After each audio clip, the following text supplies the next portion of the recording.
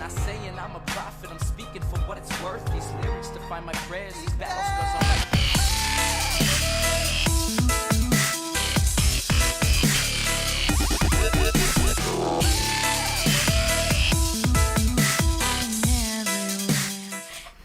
Well, hello everyone. Let me see. I see we've got a few people on. I've got the chat up. Hopefully you can hear me. I usually wait to hear from someone because I'm paranoid that says you can hear me. While I do my little introduction here.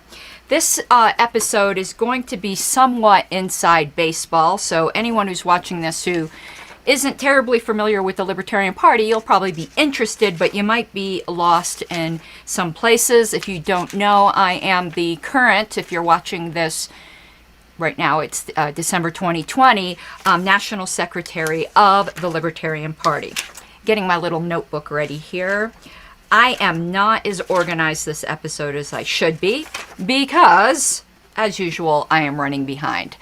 I did record a video on the latest clips from the People's Party as a get ready with me when I was doing my makeup. That took me all the way up till here. I do have some things queued up. Some of the things will be done on the fly. A lot of what we will talk about and say is a we thing.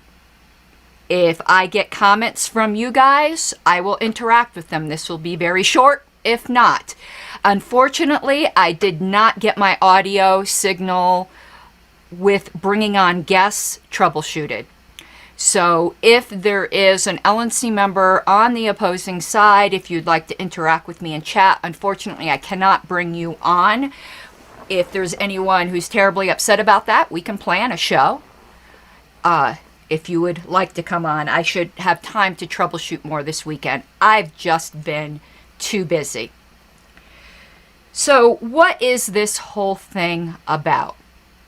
Anyone who follows me on Facebook, they will say, if I said that I've been talking a lot about a certain issue, they will say that is the understatement of the century.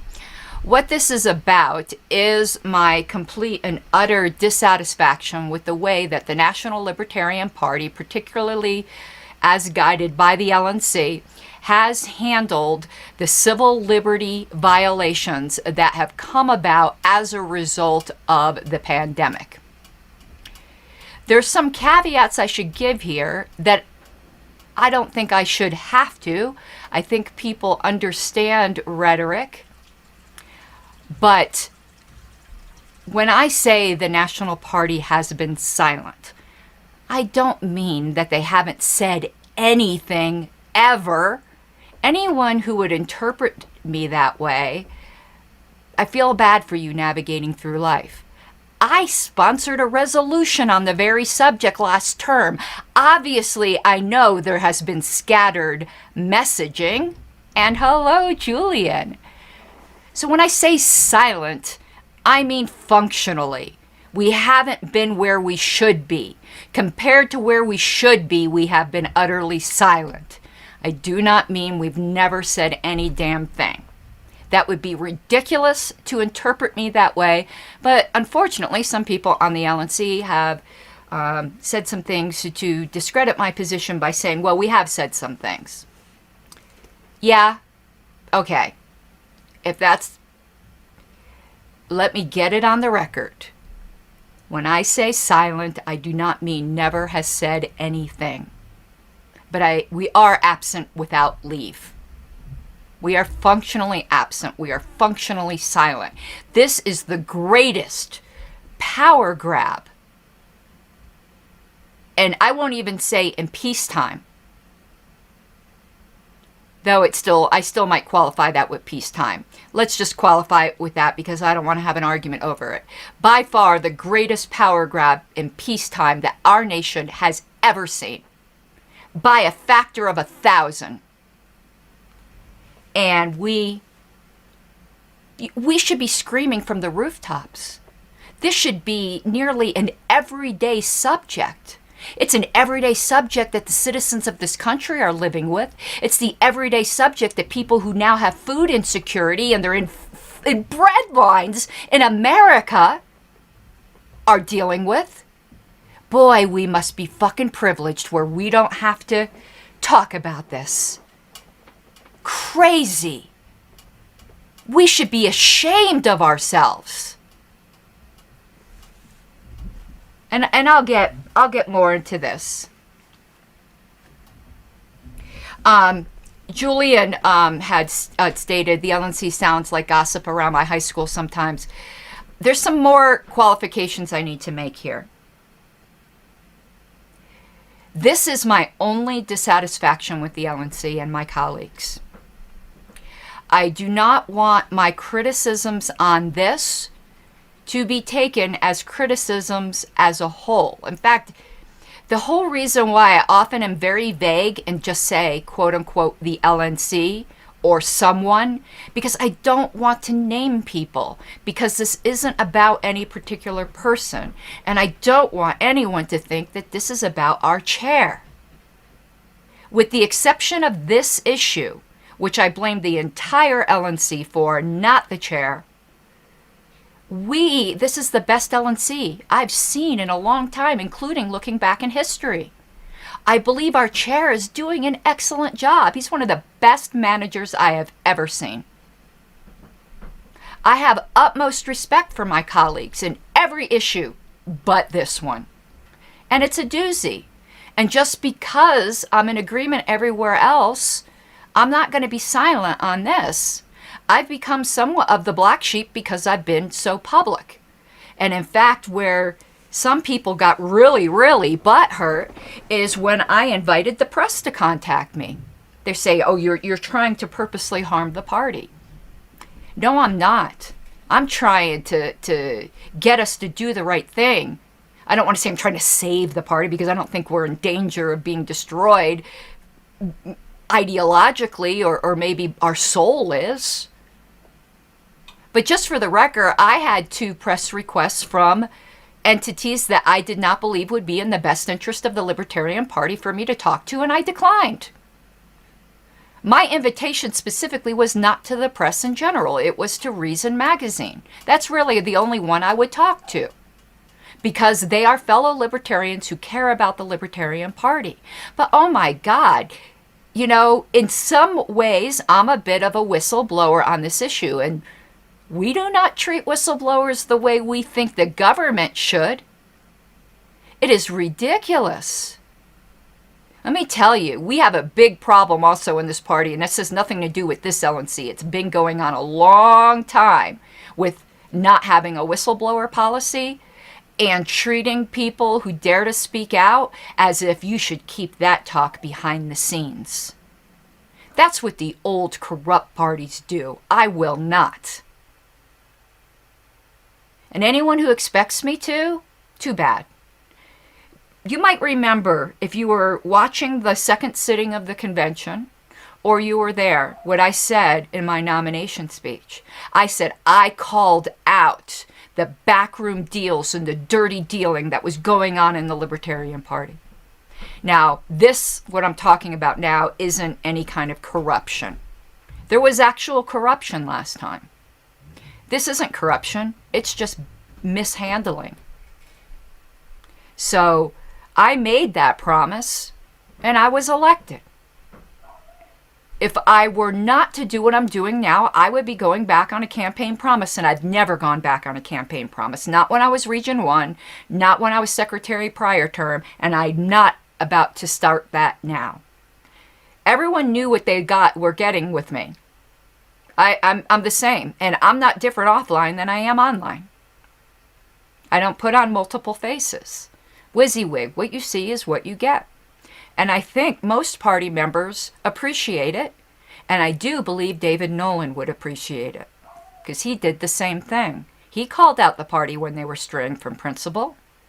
Remember that Monday, was it the Monday morning message or whatever, that he just excoriated because it said winning is the only principle, and he was pretty much like, fuck you, winning isn't even a principle. It might be an ends, but it's not a principle. So that is why I do what I do. It is out of love for the party, and it's not out of disrespect for my colleagues. If I thought they were absolutely useless, I wouldn't say anything. Probably because there'd be no damn good. Let me tell you, throughout this, I will start to outline for you what I think the party should do. But one thing I think the party should do, which we'll get into, is admit it fumbled on this and that it would do better. But people do not want to admit they are wrong. In fact, that is actually what one LNC member said to me. We can't do action X because it would make it seem like we haven't been doing very much these past, 10 months. And I said, exactly, that's the point. Swallow your pride, admit we fucked up. You want to know what would happen if we did that? Mad respect. That's how the adults in the room act. The adults in the room admit when they were wrong. So, Steve Dosbach, someone I respect greatly, a former chair, one of the top 2 chairs I think that have ever been in our party, he challenged me to say, well, what have you done to try to fix this? Well, earlier in the year I did have the LNC pass a resolution, but we all know resolutions are functionally useless unless they get spread all over the place. I don't believe this was ever sent out as a press release. It was called a press release on our website, and it fell off after a couple of weeks. I don't think we did anything else with it. I'm not sure if we tweeted it. It may have gone on Facebook. I don't count social media as hard-hitting responses. Social media, people read it and they forget it the next second. And they can't find it if they wanted to find it again a week later. Don't tell me we tweeted on something. Really? Just the word tweet should tell you how unserious that fucking is.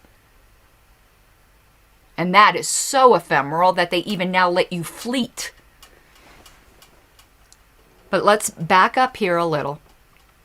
So with former chair Dosbach, so I said, fine, this next LNC meeting, I'll put something on the agenda to see if we're ready to finally do something. And I have the recording of that portion of the LNC meeting. I hesitated. I've vacillated all day. Do I show the recording or do I not show the recording? Should I just summarize the arguments made and respond to them more in full here, or do I play it? Cons of playing it. It attaches arguments to certain people, and I don't want to single out people. I don't want to target any of my colleagues. But if I summarize it, I'm not letting people speak for themselves, and I might not summarize it properly, or people might not believe me what the arguments were. Or I might make it sound worse than it was, because that's just human, right? I'm not going to say that the arguments made were absolutely ridiculous in isolation, because they weren't. They are absolutely ridiculous when you look at the big picture of how we've done almost nothing. But during the course of the meeting, just within that little isolated bubble of the meeting, no, they weren't the worst arguments you'd ever heard. But in the larger scope, I do think they're inexcusable. So I finally came down on the side of I need to play it and just tell people everyone has bad votes and bad decisions. And don't judge any person by one decision, even though this is a pretty frickin' big one. Not this vote, but this whole issue.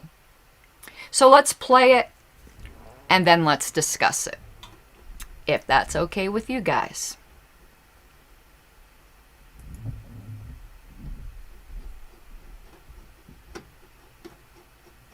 Is there sound?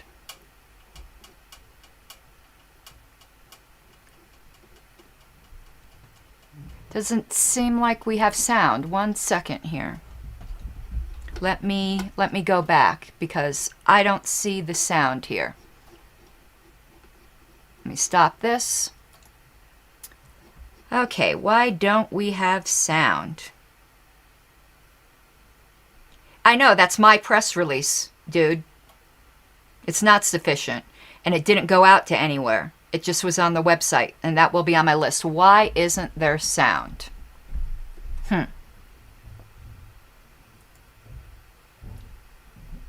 We might need to stream it from YouTube.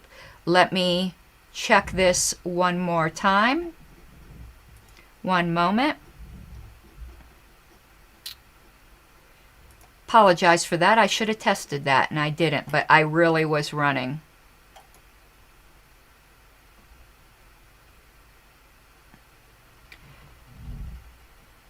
I have sound on the file on my computer, so what I think I'm going to do is open it in QuickTime and then just share my screen. Let me make sure there is sound on my computer. Signatures would be increased. There is. So that's what I'm going to do. I am going to, you didn't see anyone's lips moving. That's true. Let me try it again here on the screen and see if I forward it a little, if we get sound. Let me do it right to there. So, oh, here we go. So, okay. Maybe I clipped it a little too shortly. So let's see how this goes, okay? Let's just run it and see when the sound comes in. I thought I started it. It seems like I started this in the wrong spot. We might still have to go to YouTube because I might have inadvertently clipped out the wrong part because this looks like the beginning of the meeting, doesn't it? Let's go forward a little bit here. If so, okay, yep, we're streaming on YouTube. Yep, this is the beginning. I screwed up. Let me see here. Mr. Went, because he hasn't spoken yet, and then we'll do second rounds on everybody. Let me find it. Gonna have I see what happened. This isn't the extract. This is the full meeting, so I'll need to find it. I believe it was about an hour in. So let's go to about an hour in. I'll be able to find it. so I will somewhat echo a lot of what Mr. Wentz said, that I'm not a fan of single-use. Okay, yep, this is it. So let's go back maybe 10 minutes. And then, yes, there is the media and messaging. Okay, nope, it's before that. It would be, because the staff has a lot of other... Okay, yep, that's me. I'm giving the motion right there. So let's just go back a little bit more. About those two things. Okay, before that. Yep. And I know people have a lot of different opinions. Okay, yep, that's right at the beginning of my motion. So we're getting there, we're getting there. Yeah, I didn't copy the clip. I copied the whole meeting. Let's see. Us better than we can currently do with our staff. And I think that we need to be conscious of that and direct our staff to make sure that Civi gets to work. Okay, this is the end of the discussion of Civi CRM. Adams has talked about. Let's let this play, and it'll start in a moment. Tennessee are very interested in seeing happen. A certain amount of money in the. Thank you. Next item on the agenda. Here we go. Is Committee to Address COVID-19 Response by Ms. Harlos, 15 minutes. Right, one moment. I want to pull this up here again. There's been a lot of discussion amongst membership, and I know people have a lot of different opinions on this.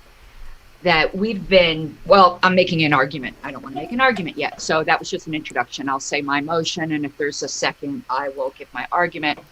Establish a committee to work with staff and the party chair regarding the party's messaging in response to the violations of civil liberties by the state due to the COVID-19 pandemic. The committee shall comprise Karen Ann Harlos, Aaron Adams, Jeffrey Hewitt, plus one additional LNC member to be chosen by the party chair, and 4 non-LNC members to be chosen by the 4 LNC members of the committee. Ms. Harlos has moved the language she just read to establish a committee to that effect. Is there Second. Seconded by Mr. Longstreth. Is there objection?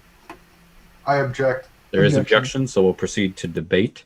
Ms. Harlos, I'll recognize you first, and anybody else wish to speak, just raise your hand. I'll put you on the queue. Ms. Harlos? Okay, and I'm sure I'm going to end up putting my hand up to address objections because I don't really know what they all will be, but I'm trying to anticipate them.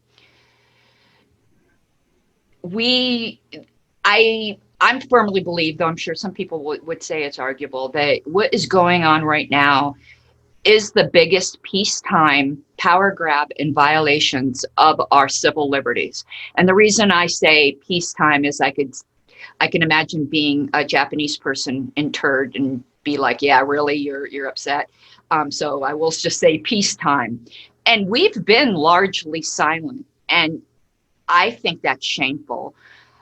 I didn't believe, I thought maybe I'm just getting old because I am. And I went and did a search on lp.org to see, surely we've said some things on this. The only article I could find was back in March. And it was a great interview. It was with Dr. Varner. But with my knowledge of the party's history, when violations of civil liberties had happened in the past, and I know we do not have a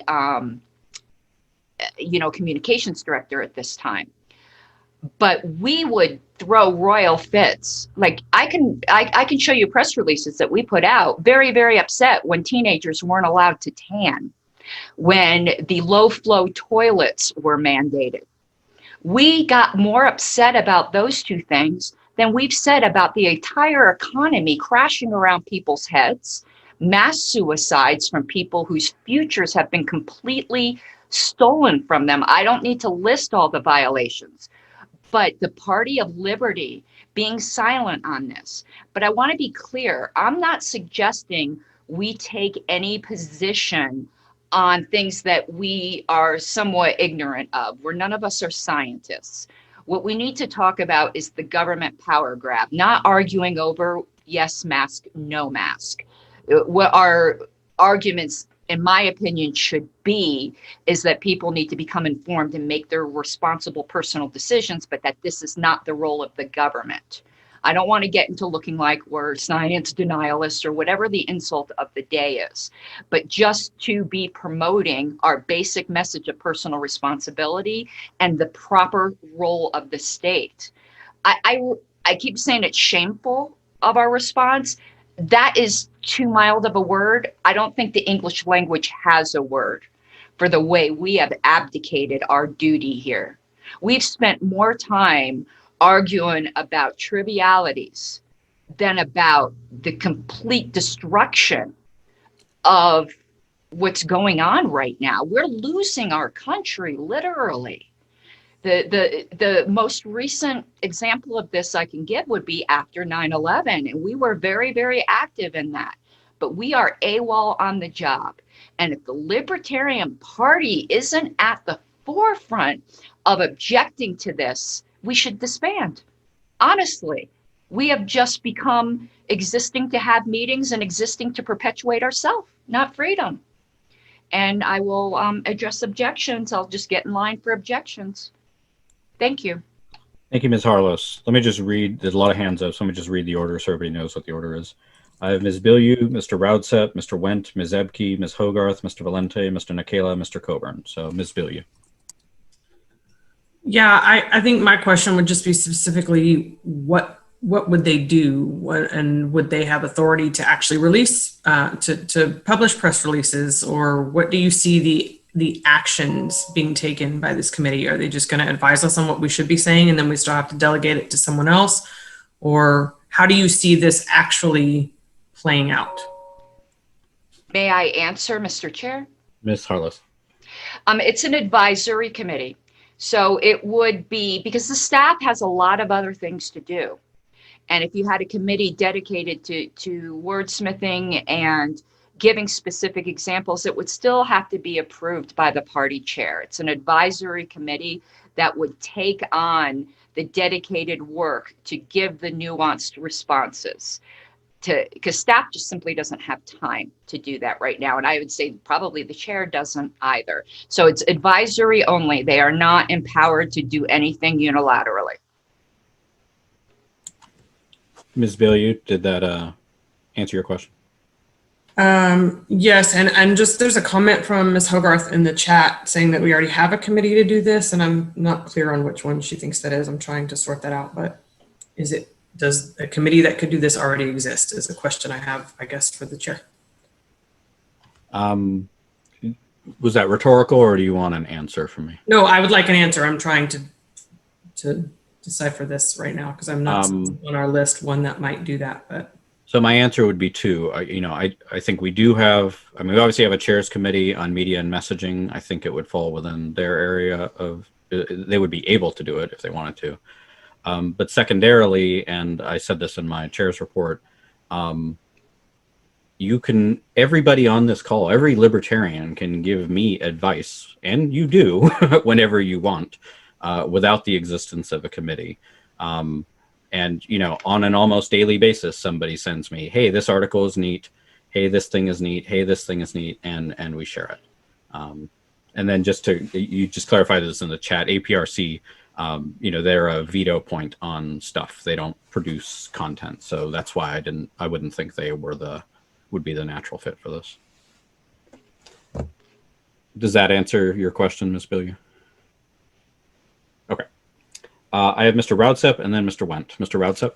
Thank you. I'm not against the idea of messaging in this regards, and actually I think Ms. Harlos has a very valid point that we have been oddly quiet on this. However, I'm against the creation of an official committee to do this, especially if the LNC votes to create this committee. And I see this as a temporary issue, or at least I hope COVID-19 is a temporary issue. And if a committee like this is needed, well, then it is still the chair's prerogative to create a advisory committee for himself in this regards without any need for the LNC to vote. So I don't see the rationale or the need to create via vote this committee. That's all I have to say. Thank you. Thank you, Mr. Raudsep.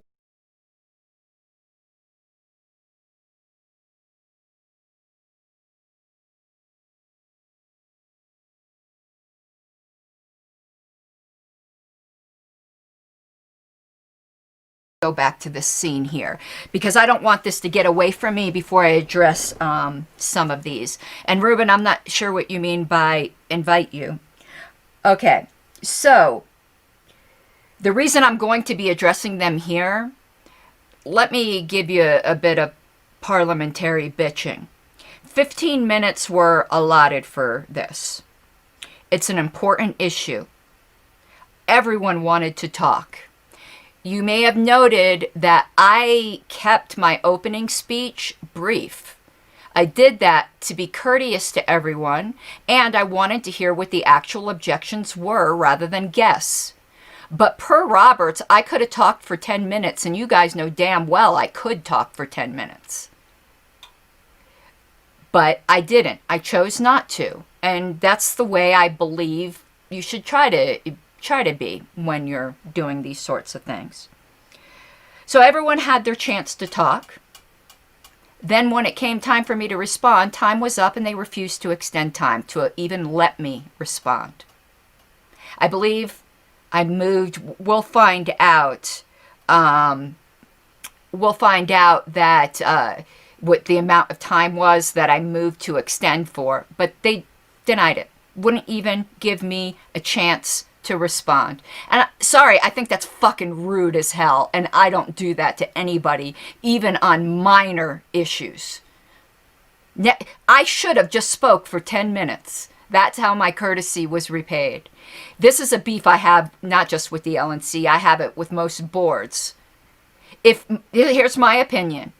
If you respect your colleagues, Ruben, I will encourage you to listen earlier to my comments. Generally, on the fact that I think we have an excellent LNC. It's just this issue. I am not calling here for anyone to be voted out or anything like that. I don't find that productive. So I'm just wanted to make that clear that this is not a bash my colleagues thing.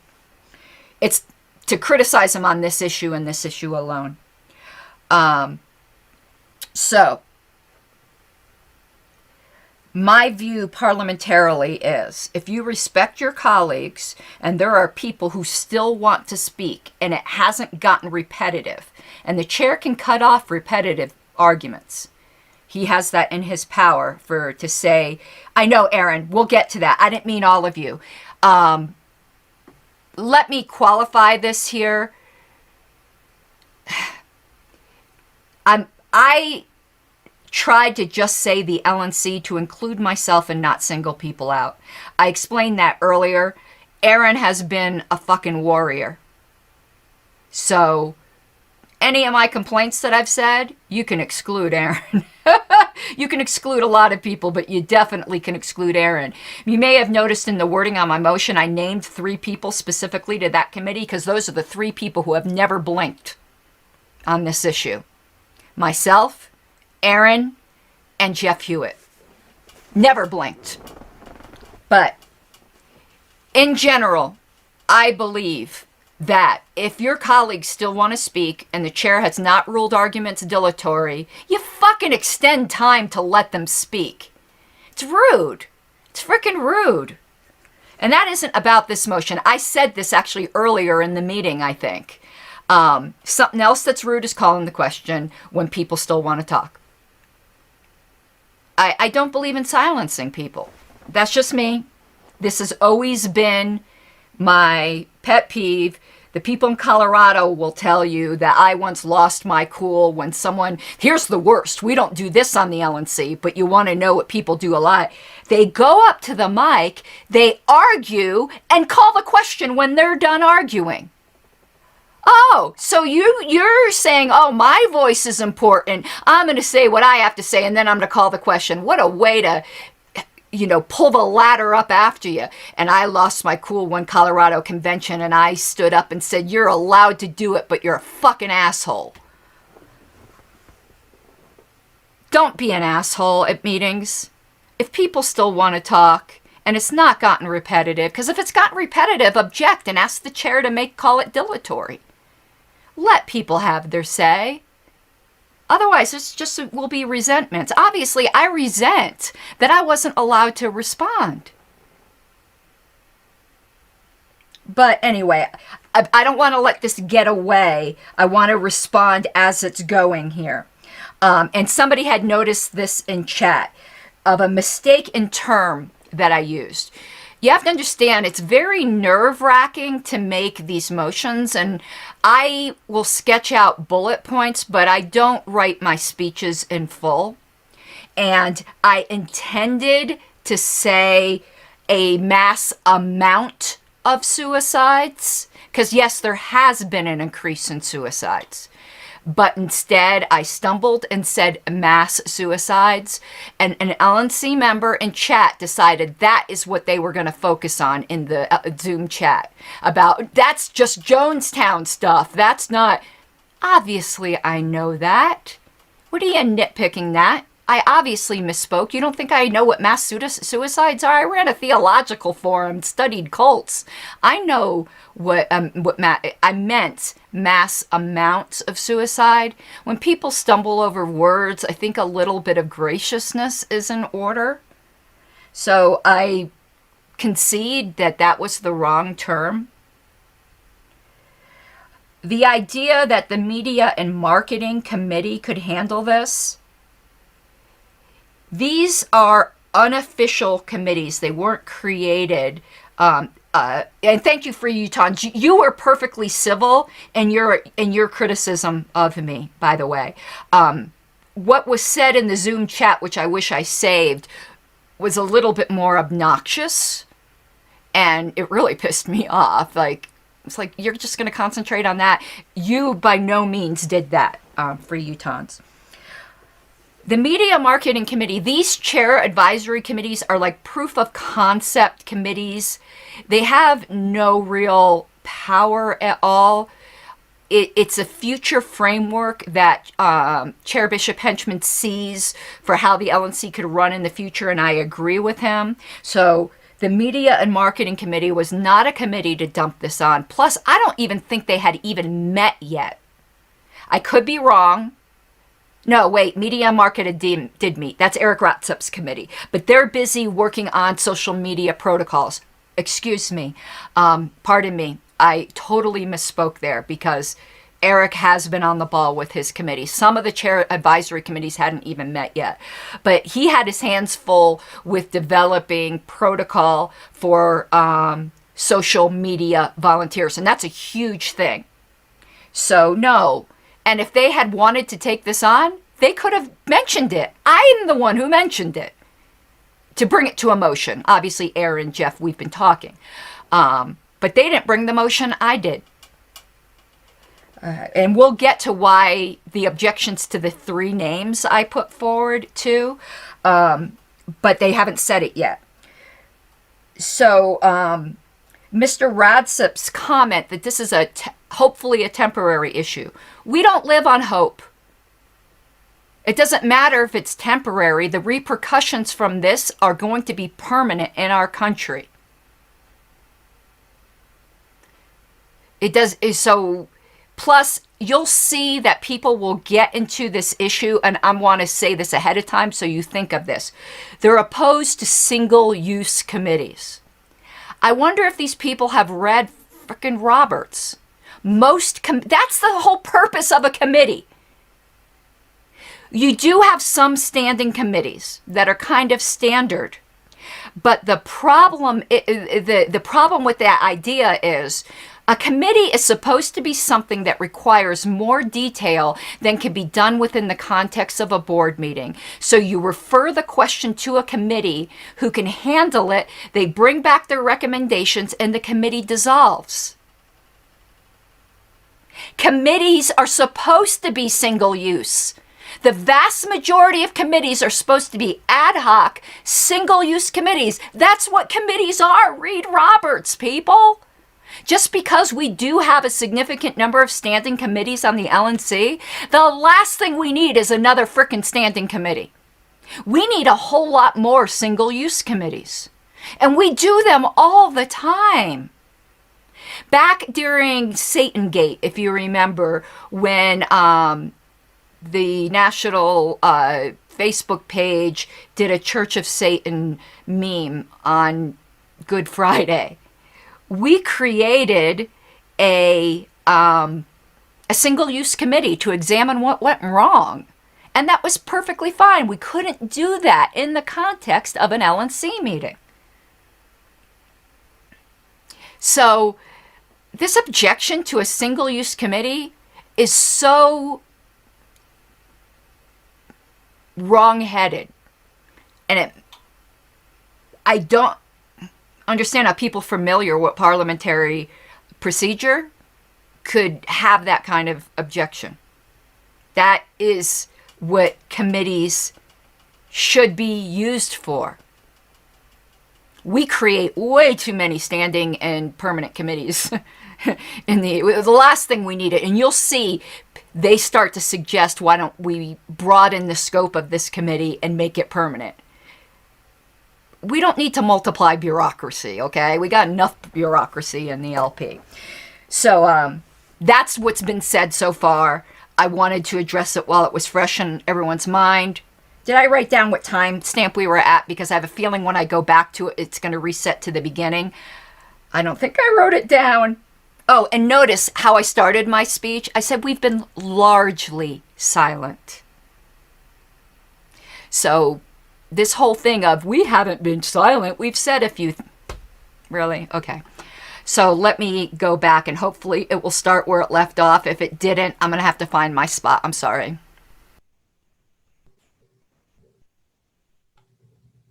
Actually inaccurate. By Mr. Ferreira. I have Mr. Coburn, and then without However, I do offer an amendment in case this does pass. to amend Correction, Ms. DeSisto. Razor's Edge does, to clarify my To where it's at. Certainly, what is it going to cost? Does not work as it. We work on what we already have in front of us. The language she just read to establish a committee to that effect. Maybe I'm just getting old because I am, and I want to be clear. Example of this I by the party chair. It's an advisory. Hey, this thing is neat. Hey, this thing is neat, and we share it. Literally. Neat. Hey, this thing is neat, and we share it. Without any need for the LNC to vote. So I don't see the rationale or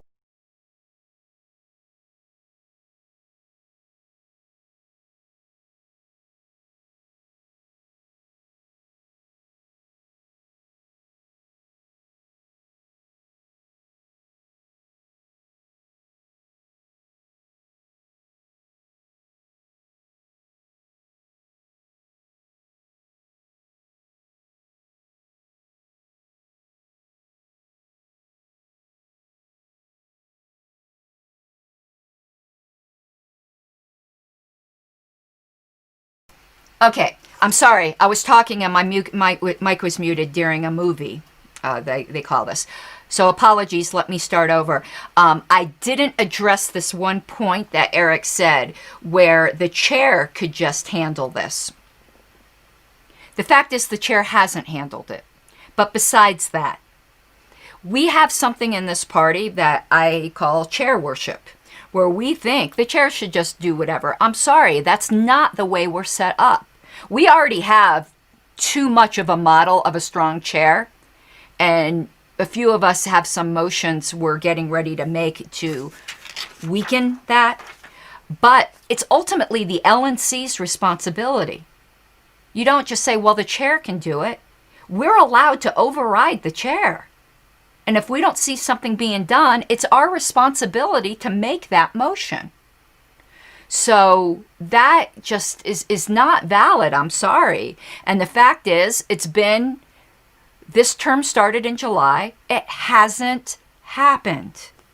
So now let me put myself back on mute and continue the movie. the need to create via vote this committee. That's all I have to say. Thank you. Thank you, Mr. Roudsep. I have Mr. Wendt and then Ms. Ebke. Mr. Wendt?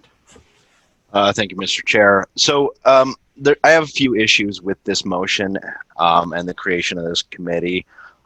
First, I'm not a real big fan of single-use committees.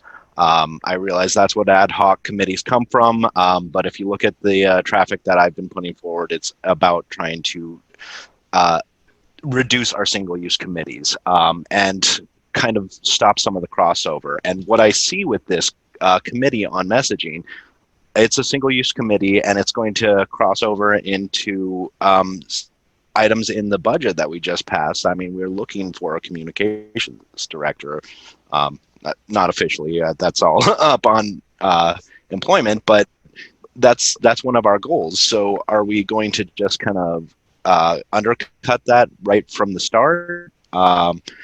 And then, yes, there is the media and messaging chairs advisory committee. So, and then my third real issue with this is that the specifically naming of LNC members, it takes the kind of the vote out of it.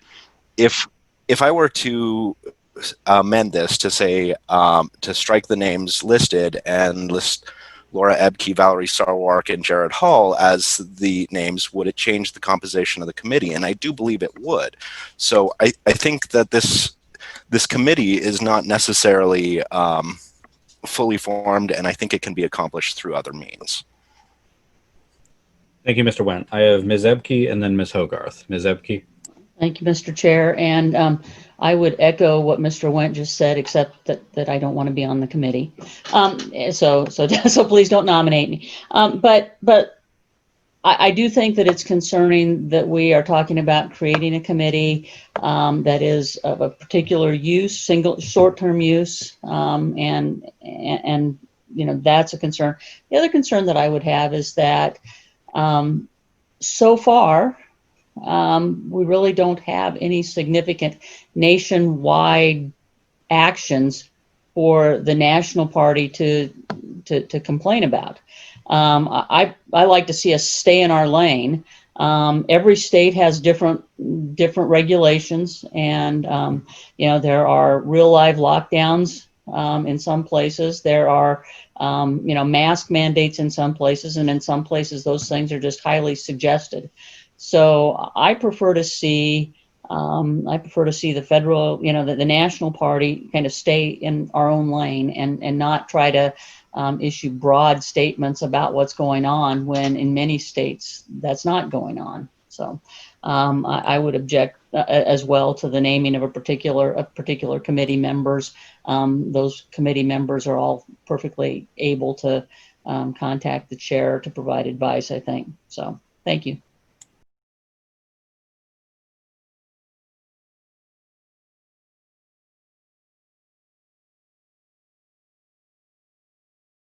Okay, so we are at 2232. Let me write that down so we could go back. I want to address the things.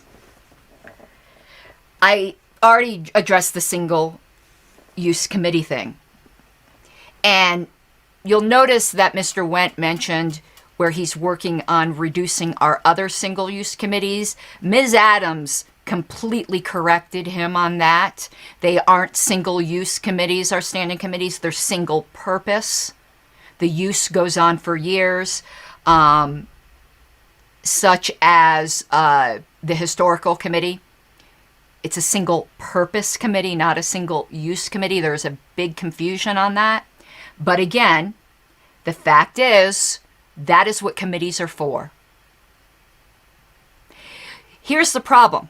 On the LNC, I find I'm often damned if I do, damned if I don't. If I say the LNC should do something, I get called micromanaging. Now, when I want to form a committee to do it and keep the LNC out of it, now I'm doing something else wrong. There's so much damned if you do, damned if you don't on the LNC. So Mr. Wendt says this could be done by other means. But it's not. That is the problem. Sure, I could have made 10 different motions that would have accomplished this. I picked the one that I thought would be the least controversial. So, yeah, it could be done by other means. Why didn't you propose them? And if you didn't like my motion, why didn't you amend it? Anyone could have amended it. Now, as to why those particular people, again, I think there's some ignorance of Roberts here. It is not unusual to have the person who championed a committee be on the committee. In fact, it's quite common and courteous a lot of times to have the person who championed the committee chair the committee. But I didn't say anything about a chair. So my name being on there was perfectly rational. And Aaron and Jeff, because they've never blinked. Because Roberts also says the people who are on committee should be people who believe in the purpose of the committee. I don't believe, and the vote bore me out, that the majority of other LNC members believed in the purpose of the committee. And I wanted to make sure the committee wasn't sabotaged by having the wrong people on it. There's committees I shouldn't be on because I don't believe in the purpose of the committee.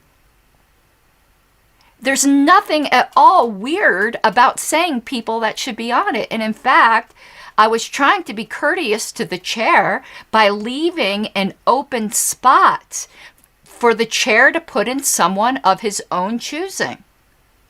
I didn't have to put that in that motion, but I did to defer to the chair, to show respect to the chair. We can always say it can be done by some other means. I want to do something. I don't want to quibble about the means. And also, I am astonished at Ms. Ebke saying this is outside of our lane. What? Our members don't think so. And we certainly, listen, when Charlottesville went down, that happened in a specific state, we put out a press release telling people to leave the party. No one said stay in your lane then. I could come up with a million things that we talk about that I could say, stay in your lane, something that is going to functionally destroy our country, and the fact that Mr. Biden has threatened, Mr. is probably not the right, President-elect Biden has threatened federal mask mandates. This isn't outside of our lane. This is constitutional rights. The Constitution is a national document. How is this outside of our lane? I really, when I heard that, you might have noticed during, if you saw what I was doing, I was really trying to keep my emotions in check. Chase, so do I. I hope if you didn't see the beginning of the stream, please go and listen to the beginning of it where I give my opinion on the LNC and my colleagues, because I don't want this to be a bash of the LNC. It's a bash of this decision and this problem, but this is the best LNC I've seen in a very long time. So anyone who didn't hear the beginning, please go back and hear the beginning. So this is our lane. And state parties that are speaking out want us also to speak out. The state chair of Colorado, for instance, she is excellent on this issue. She and I have a lot of arguments, but not on this.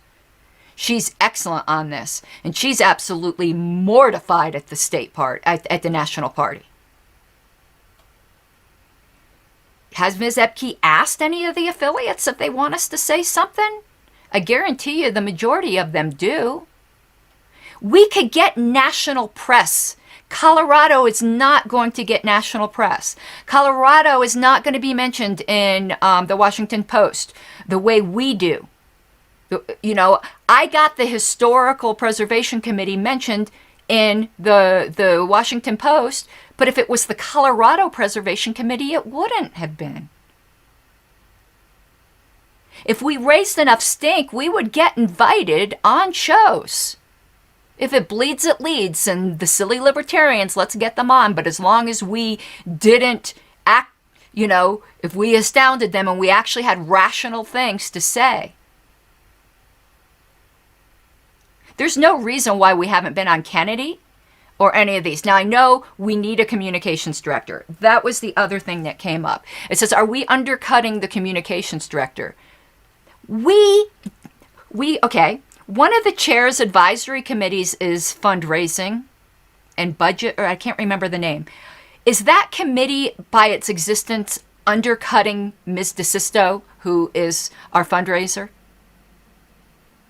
No. We have plenty of committees that work on things that we have staff members for. The LNC and its committees direct the staff. We forget that sometimes. Plus, we don't yet have a communications director.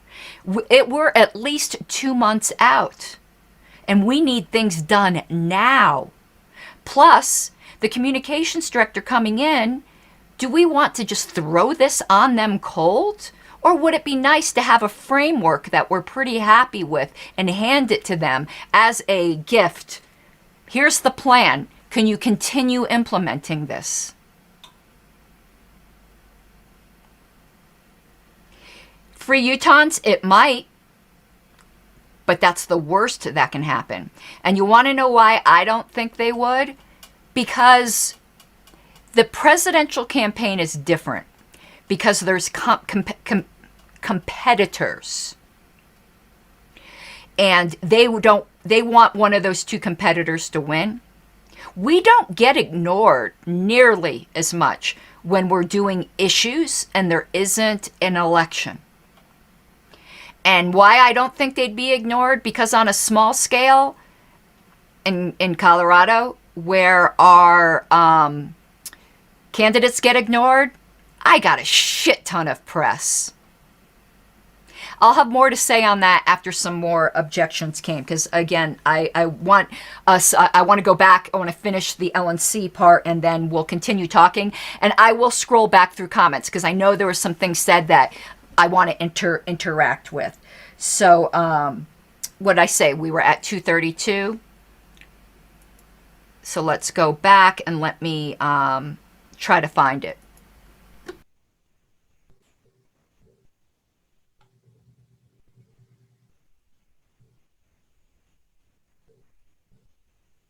Those discussions, with the Surely we already have it. There's the media and Formed from the people. but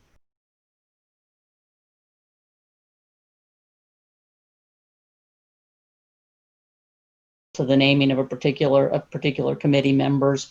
Those committee members are all perfectly. This is close able enough, to, I think. Contact the chair to provide advice, I think. So, thank you. Thank you, Ms. Ebke. I have Ms. Hogarth and then Mr. Valente. Ms. Hogarth? Yeah, sorry, Mr. Chair, I don't have your the mandates to the chair advisory committees. So I was looking for it, but I can't find it. I'm just wondering what the marketing and media subcommittee, if this does fall within its purview. I think it is an important issue and we should address it. I have the same concerns that others have expressed about creating a committee formed from the people who want it to be created. If it is created, I'd like to be on it. I think we have to, be very careful about wording. But do you have right in front of you, sorry, the mandate for the marketing and media committee?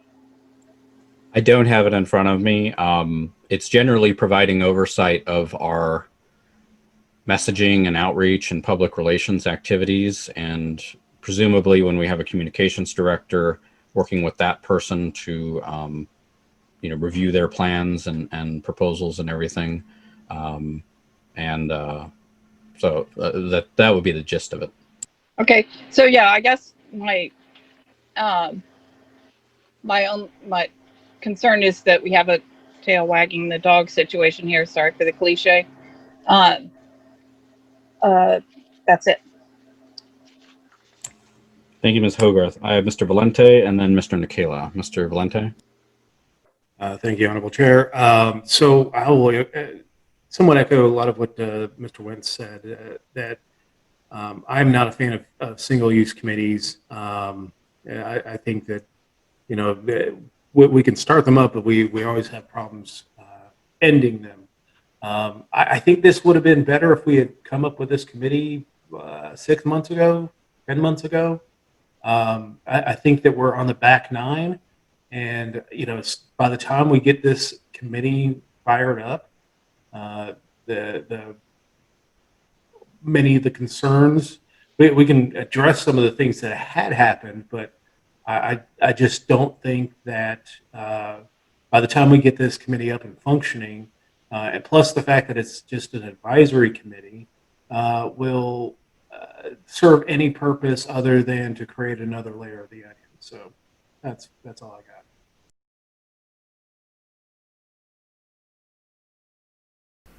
Okay, 1950 is where I need to go back to. If you notice, I've been letting two people speak and then addressing. If I hear single-use committee one more time, I am going to commit ritual suicide in the middle of an LNC meeting. I'm just going to frickin' stab myself in his stomach and commit Harry-Carry. Yeah, okay. I am... there's something I started to say last time. If you have been looking at me at all during this, you've noticed that I've been looking down the entire time and just jotting down notes because I was really keeping my emotions in check. My face tends to give away what I think of what somebody is saying, and I think my face would have been quite rude if I looked up.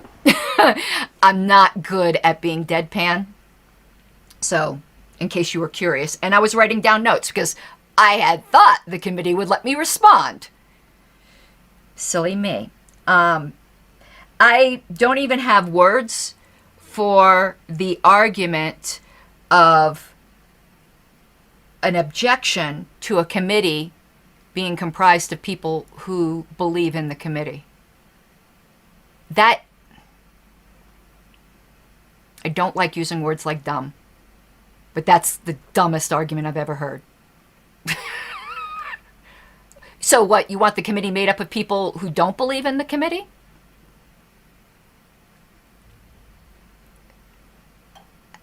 Okay. We all say dumb things. I said mass suicide, so that was stupid, so okay. But the fact that there may be some overlap, it's because this is a complicated issue. And all of those things that the chair said the media marketing committee is supposed to do, that's full time as it is. This is not easy. This is complex and we have to be very, very careful in what we say. It takes a lot of time and dedication. That's why it needed to be broken out. And all I keep hearing now that I'm listening to this, I didn't re-listen to this since the meeting. All these objections, no solutions. Everyone seems to admit we have a problem. Well, not everyone. I'm sorry. Ms. Hogarth did. No solutions. And Mr. Valente said we've had a problem ending ad hoc committees. No, we haven't. Name one. No, we haven't. And the fact is, even if this LNC had a problem ending it, it ends. All ad hoc committees end at the expiration of this term of the LNC. Our policy manual says that. So already it has a limited life by default. But he could have amended the motion and said, with the purpose of this committee being revisited in March at our next meeting. Could have amended it. All these objections, no solutions. And how long it would take for this committee to get going? I'm ready now, hon. Don't take me any time to wind up. I'm wound up already. And again, as Ms. Adams said, and I'm sorry I'm using the last names, when I'm dealing with LNC stuff, I'm used to the formalities. Aaron, who's in chat, said, yeah, sunk argument. Okay, we fucked up so bad, we might as well fuck up all the way.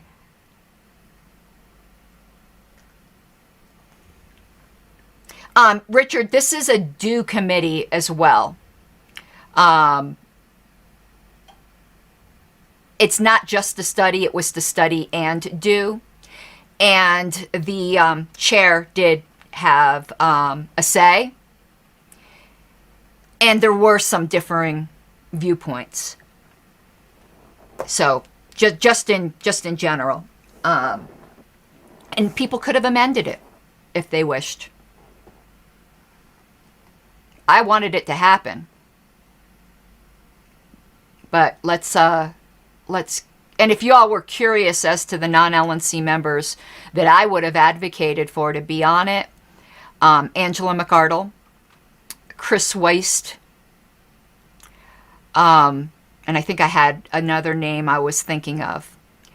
But Angela would have been from the activist viewpoint, and she's immunocompromised, so she has a specific point of view. Chris is an attorney who has a certain point of view. I think I had two other names, but it was trying to come up with people from different affected communities, I guess would be the best way to put it. By the way, Richard, that's a great picture of you and your avatar. Sorry, it was just, I noticed it, so. Let me continue. I need to go back to 1950. Let's go back. By Mr. Committee on That had happened. Will serve any purpose other Close than enough. to create Here. another layer of the onion. So that's all I got. Thank you, Mr. Valente. I have Mr. Nikela and then Mr. Coburn. Mr. Nikela? Thank you, Mr. Chair. First off, I'd love to see this committee happen. And if you've lived in an area with lockdowns or county ordinances or any of those sorts of things. I just spoke to a gentleman yesterday that went to jail for refusing to wear a mask on Duval Street, to give you an idea of the situation we have here in the Florida Keys. Regardless of whether or not this passes, I'm in favor of the LNC members getting together if we do act in the advisory role, and I'd love to be a part of this because I do believe the party should be stepping up and being at the forefront of this issue, as we are the party of liberty. We should be having much more of a voice in the media through our channels when it comes to this. This year alone, I've been on Telemundo, MSNBC, The Tom Woods Show, local media, and more, just because I've been engaged in the issue with the Libertarian Party of Florida. And I think that if we did create a committee in official capacity, we would have a little bit more punch when it comes to perhaps helping to get the media on board, or saying, hey, you have a personal story, submit it to this the committee, on the COVID committee in the Libertarian Party, etc., which could be valuable. I'm sure we could find other ways. And granted, this committee would only be a standing committee, so it would only be around till the end of the term regardless, since it's not something that's official within our bylaws. So it would be temporary. We have done temporary committees before on things like social media process review committee, which I helped write the motion for back in, 2016. So we do these things time to time. I think our response hasn't been great. I think until we get a communications director in, we really haven't had a strategy on how we're going to address COVID. And I think that, like I said, regardless of whether or not this passes, I'd be happy to get with the people that are interested in putting something together, because we do need a more directed strategy on COVID. There is a lot of opportunity there, I believe, with a lot of what's going around in the country. We should be in California right now, but we're not. We're here on Zoom because Governor Newsom and the terrible, hypocritical laws that are being put into place over there, as well as other places. So I would like to capture the opportunity. Whether or not this passes, I definitely would like to get together with the others. And even if we're an unofficial, we'll call it ad hoc, or just an LNC get-together group, I think that would even be sufficient. But whatever capacity, I do believe we should be at the forefront of COVID. Thank you. Okay, 1710. I stopped here because Mr. Coburn is next, and he is opposed. And I wanted to deal with Steve's points. If Stephen was almost a person I also named as one of the automatic members. He's chair of Florida, and I thought he might have his hands a bit too full. But he has been great on this issue. He's been absolutely fantastic on this issue. He's the first person, as you noticed, to propose an alternative solution and volunteered to be on it. For those of you who don't know, that's what I'm going to do, but it's not going to be an LNC committee. I've asked people, and anyone who's in this group that wants to assist, email me at my personal email, because this is not going to have to do, it's not sanctioned by the party. So don't email me at secretary, because that would be inappropriate. KarenAnnHarlos@gmail.com. And a group of us are going to get together once I finish the minutes, because my primary commitment is to my position, and I need to take care of the minutes, and it takes me about 40 hours to do the LNC minutes. So I'm going to try to bust them out. I've started them. I'm going to try to bust them out this weekend. So a group of us, I've got some, I think 10 people wrote me already. And it turns out the Mises Caucus has already been working on this. Though I got to talk to Michael Heiss, because he bought the domains Stop the Lockdowns or something like this. And I want to put a bug in his ear, because I think it's broader than just lockdowns. And Aaron, let me get with you on something that you'll, I think, like, because it just, that ADHD, it just reminded me. But perhaps it will be joining up with a little bit of what the Mises Caucus is doing as an affinity or whatever. There's no sense to split efforts, but I also don't want it to be a caucus thing. So however that works out.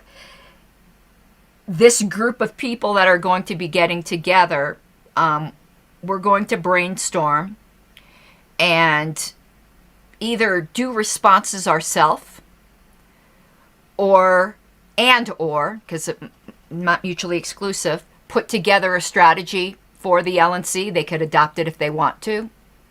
I have lots of ideas of what the LNC could do. Before we leave tonight, I'll tell you what some of them are. One of them comes up by somebody else in this meeting, but I had already had that idea. But I'm just one person. You get a bunch of brains together, I bet you we would come up with something fantastic. I'm kind of soured right now on the National Party, so I'm like, fuck them, let's not give them a strategy. But I'm chilling out. So this committee, this group, informal group, whatever we want to call it, I hope we do decide to draw up a strategy plan to send to the LNC. But regardless, be ready to just do things on our own. And here's what's so silly. Libertarians love control. They pretend like they don't, but they do. That's why we fetishize Roberts so much. We love frickin' control. A lot of people on the LNC are worried about saying the wrong thing and having it associated with the party. If LNC members and a bunch of Libertarian Party members go off on their own and do something, even though it's not officially sanctioned by the National Party, it will be associated by default with the party, whether they like it or not. They can either have oversight over that group of people, or they cannot have oversight over that group of people. What do you think is smarter?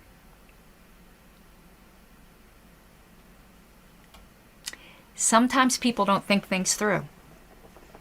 So you basically invited a bunch of rogue libertarians to go out there and the LNC to have no say over them, and it will be associated with the party, whether they like it or not. What Arvin Vohra said on his personal page was associated with the party, even though it wasn't official statements. When the National Secretary is involved and other LNC members are involved, and the only reason I mentioned single myself out because I'm an officer, it's going to be associated with the party no matter what. Even though we would make it clear it's not official, it doesn't matter. Arvin Vohra's page wasn't official either. Wouldn't you rather have control, LNC? I don't think you thought it through. Okay, so go back to 1710 where we're getting into some more opposition. Let me start that back up.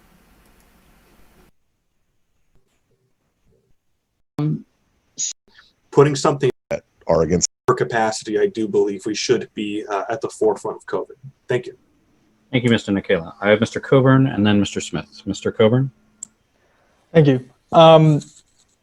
Quite a few comments here, but just to echo off of Mr. Nikela's remarks, I think it would certainly be appropriate for the members that have listed themselves in this proposal to get together as a group and perhaps make a press release or some other resolution that we can consider as the LNC.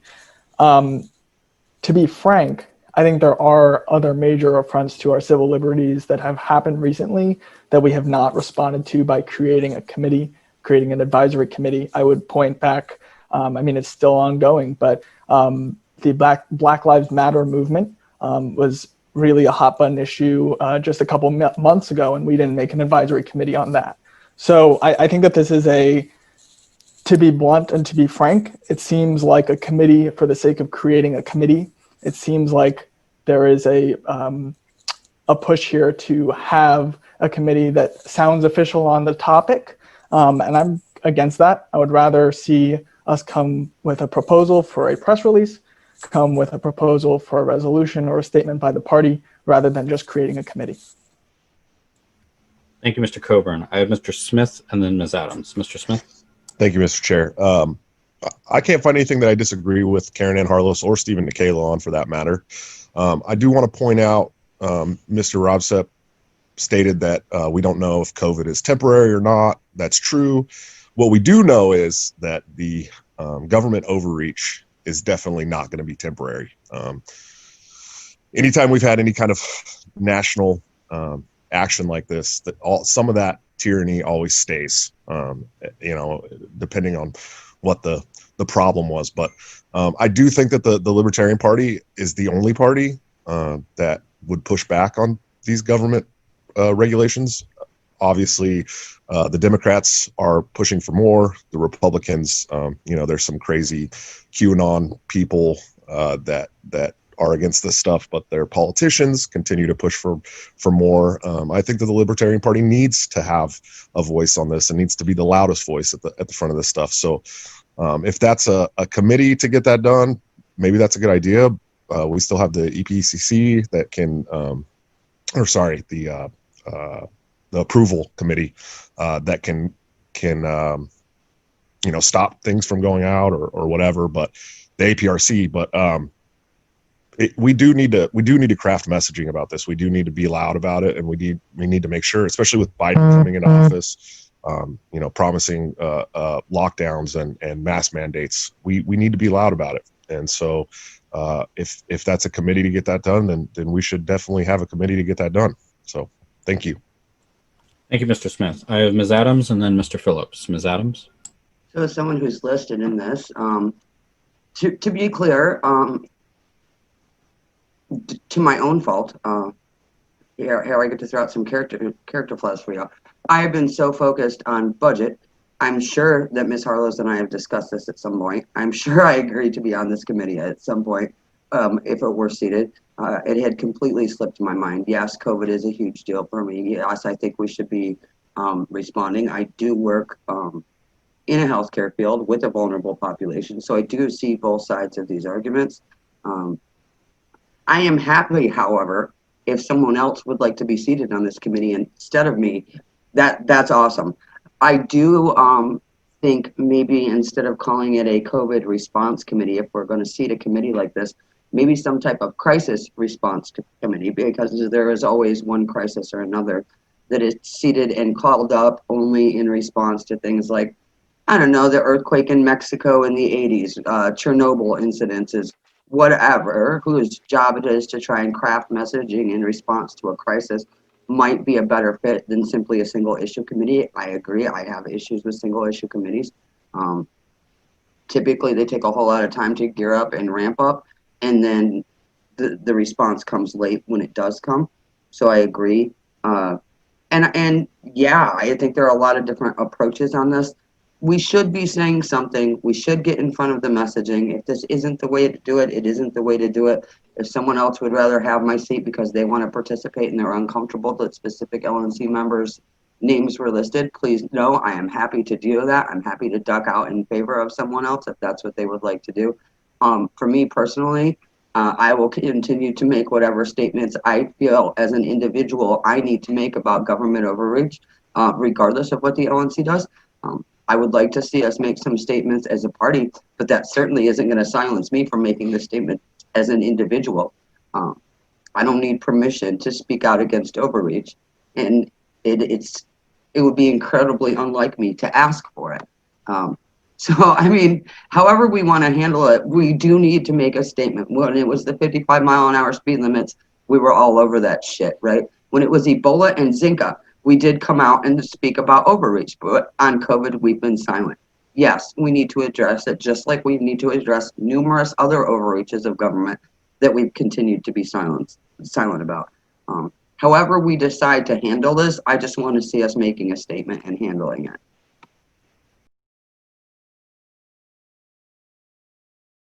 Mr. Phillips is going to make what I think is the best point made.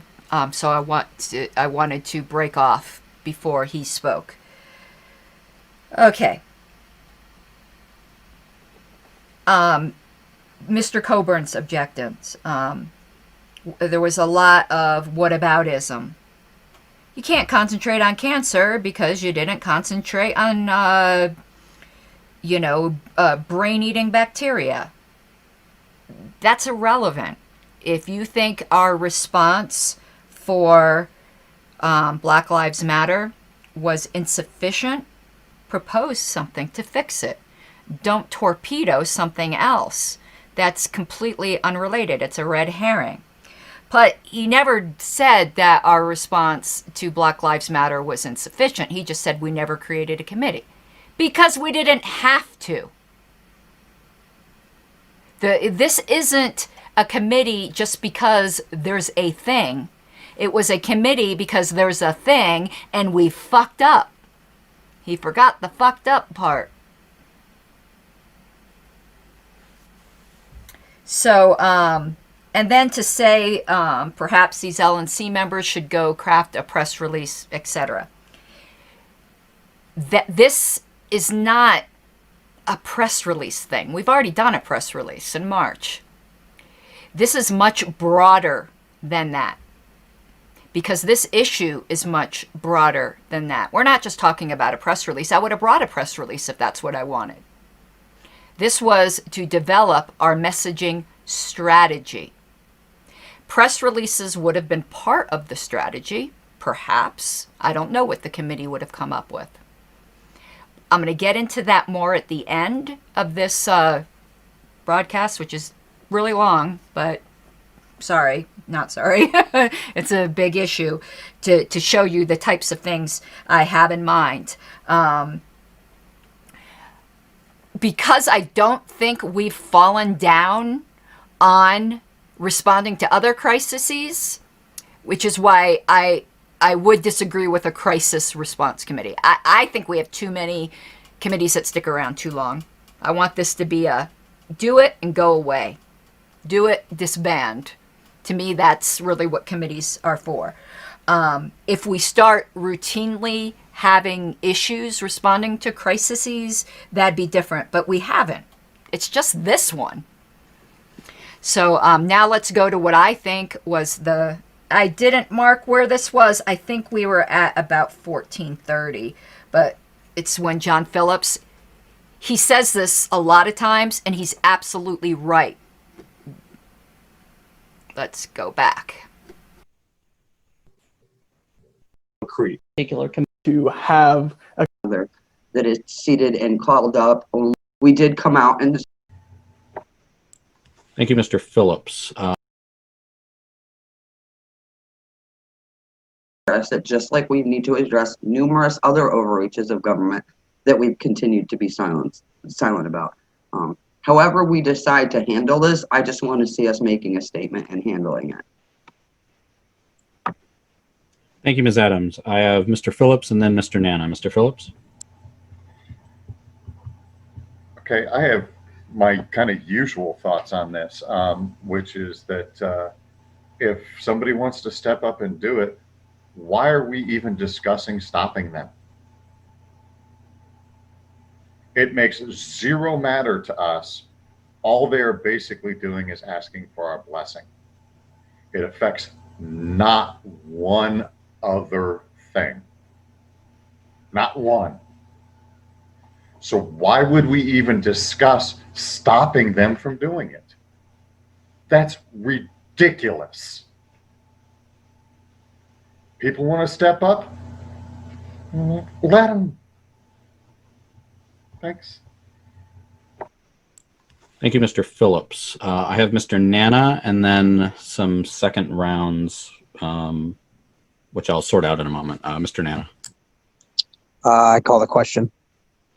I really like to respond. Mr. Nana has called the question. Is there a second to ending debate and proceeding to a vote? Second. Well, actually, I wasn't paying attention at the time. We're 10 minutes over the time, too. So the question actually is called unless there's a motion to extend time.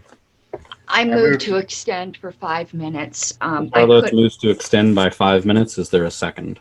Second. Seconded by Mr. Phillips. Is there objection? Objection. Yep. There is objection, so we will vote on whether to extend time by 5 minutes. Please use the votes in the participant window, the check yes to extend time by 5 minutes, the red X to not extend time by 5 minutes.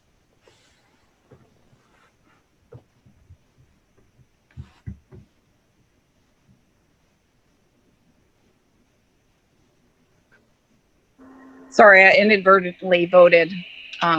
I haven't counted it yet if you want to. I did. I took it down. Okay. David has my vote. Okay. Or vote. Sorry. By a vote of 7 to 9, time is not extended and the question is automatically called. The secretary will call the roll. 1 moment.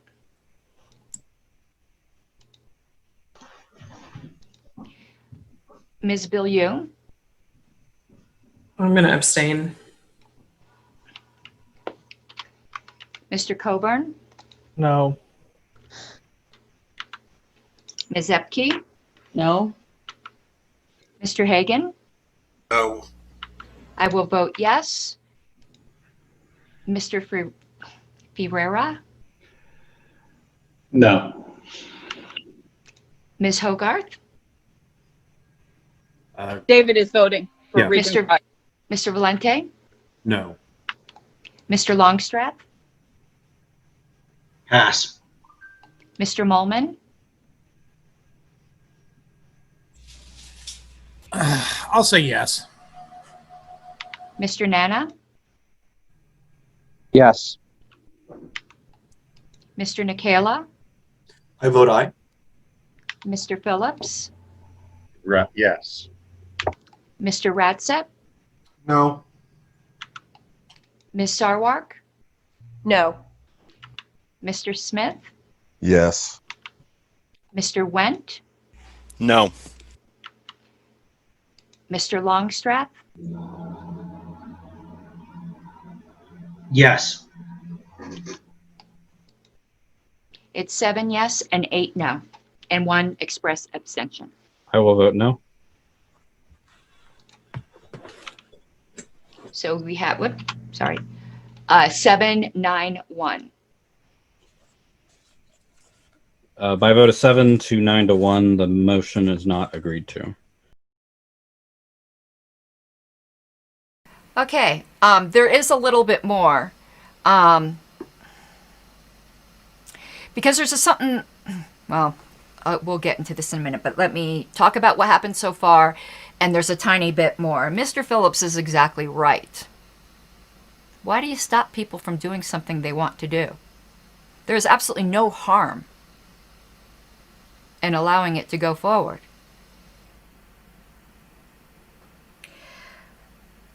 On the refusing to extend for 5 minutes when you don't even let the maker of the motion respond is fucking rude. I've said that already. I can't believe 9 LNC members. I'd never, ever do that to anybody. Ever. And I never have.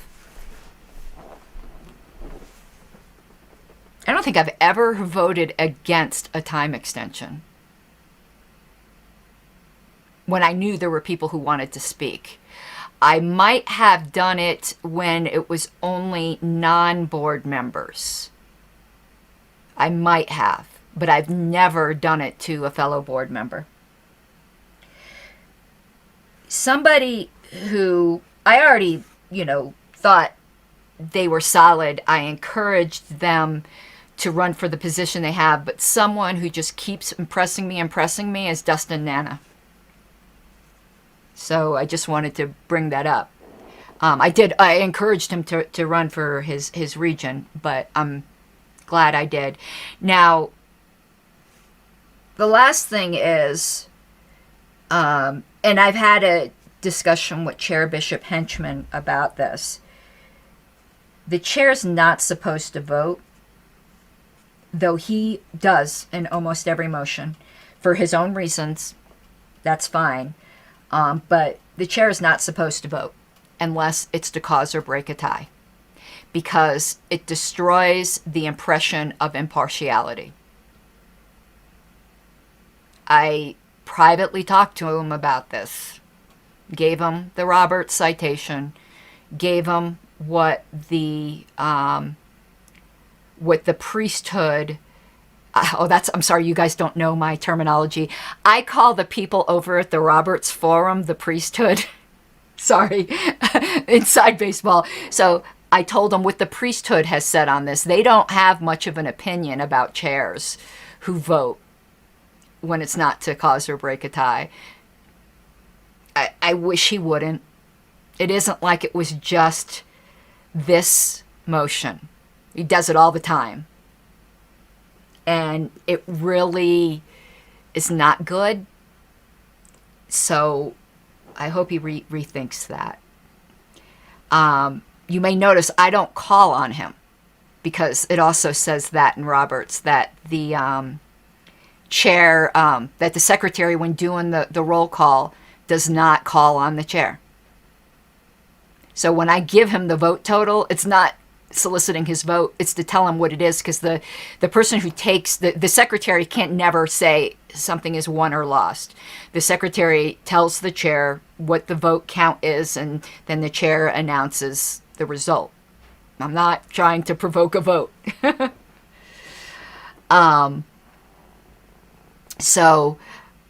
Yeah, I wish he would stop that practice. And this is really not much to do with this motion, because again, if you watch the meeting, you'll see he votes on every motion. And I don't believe any votes this time were to cause or break a tie. And I did not recall that Mr. Longstreth voted yes. I'm very happy to see that. For some reason, I thought he voted no, and that is my mistake there. Okay, so what's happening now is afterwards the chair asks the indulgence of the body to speak, where he talked about some things he planned on doing. And kind of engages in debate after the fact. That's okay. It happens every once in a while. And when I asked him for a similar indulgence to respond, since I didn't get to respond during debate, it was granted. And then orders of the day were called for, which is fine. So we're going to play this last minute here so you can hear Chair Bishop Henchman speak, and you'll hear my response. If I don't think I had anything to add before I was cut off. And I do see questions. If somebody sees I didn't answer your question, I'll get to them at the end. I just would like to get through this portion here. So, oh shit, I didn't write down where we were at. I'll figure it out. Here we go. And I'd rather have my seat because they want to participate. By a vote of 7 to 9, time is not extended and the question is automatically called. Yes. It's 7 yes and 8 no, and 1 express abstention. I will vote no. So we have, 7-9-1. By a vote of 7 to 9 to 1, the motion is not agreed to. But if the body will indulge me, I just want to say something very briefly on this. Well, as has already been mentioned, our goal is to bring on a communications director soon, which would help with a lot of these tasks of developing messaging. And I think it's good practice for us to be having staff do these things rather than having the board or board members do these things. So, I think we have a lot of opportunity there. Second, I do want to say that I meant what I said. I welcome input and feedback and ideas, particularly if they're concrete and specific about things that we can share. I talk to Mr. Hewitt on about an hour every week. I think he makes the rounds, so maybe a lot of you can relate to that. And he's doing amazing work in California that absolutely needs to be highlighted. And third, it goes to the point of, I view the role of this party is to elect elected officials and for them to advance public policy. And, Mr. Hewitt is doing exactly what we need him to do, what America needs him to do in the office that he's in. And the best way that we can further advance those goals is getting more Jeff Hewitts and more Marshall Burts and more Tricia Butlers and more all of them all over the place. Frankly, if I spent my time, which I don't really have a lot of, on Twitter complaining about whatever, no one cares and no one should care. What people should care about is what our elected officials would do. And, all the examples of the things we've done in the past, those had no effect on the broader public policy because we did not have elected officials at the table. That's how we got to change stuff. And as far as rhetorical stuff to provide ammunition and support for it, there's no shortage of groups out there to do this. And there's certainly no shortage of individuals willing to do that. And, the idea that I tweet something and it makes a difference. Well, I mean, I think that was the perspective of the last chair, and it's not my perspective. So, just to close on that,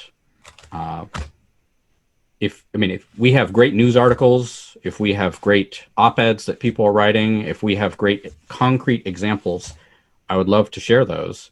And to date, I have received not one. So for all of the complaints and griping and social media animosity about how we're not doing this, that, or the other thing, nobody has yet stepped forward to, message or email or whatever directly. And I'm very easy to get a hold of with, hey, this article was great, share this article.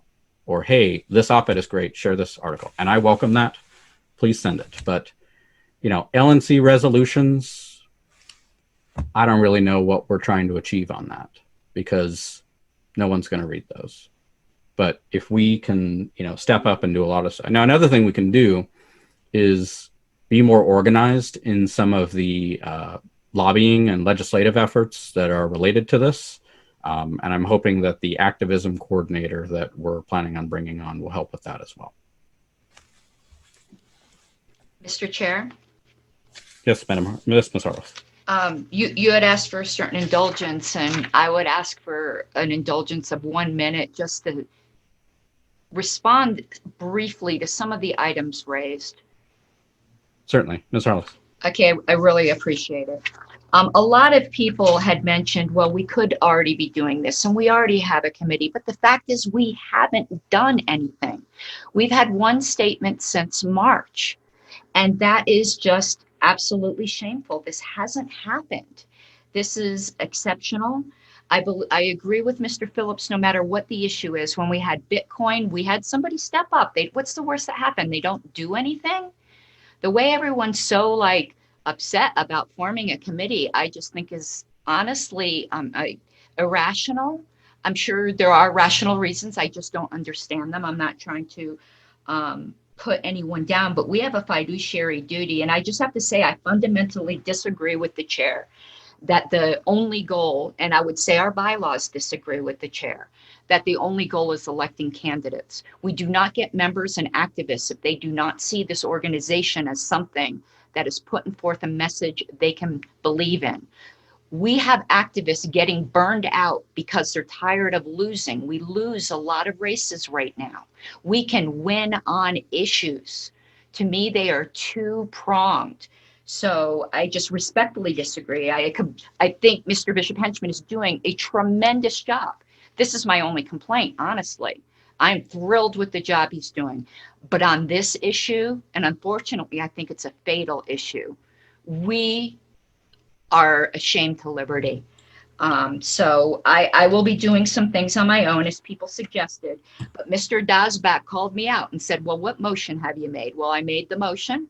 I predicted it would fail. I predicted the arguments that would be made, and I was proven right. Unfortunately, I'm thoroughly disappointed in the committee.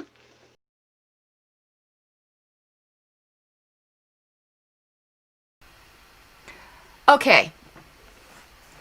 Now let's go back to some things. Mr.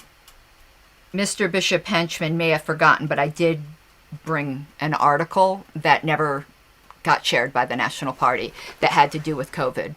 And it wasn't to him specifically, but he reads the LNC list. It was, I don't believe in bringing things in private to the chair, unless it's like a discipline issue, because I don't believe in the strong chair model, and I don't believe in the sacred chair and the almighty chair model. But I've posted more than one, actually, to the LNC list, but there's one in particular, a great op-ed picked up by the media here in Colorado by someone by the name of John Pickerell. Nothing was done with it. And when you get ignored enough times, you stop bringing stuff.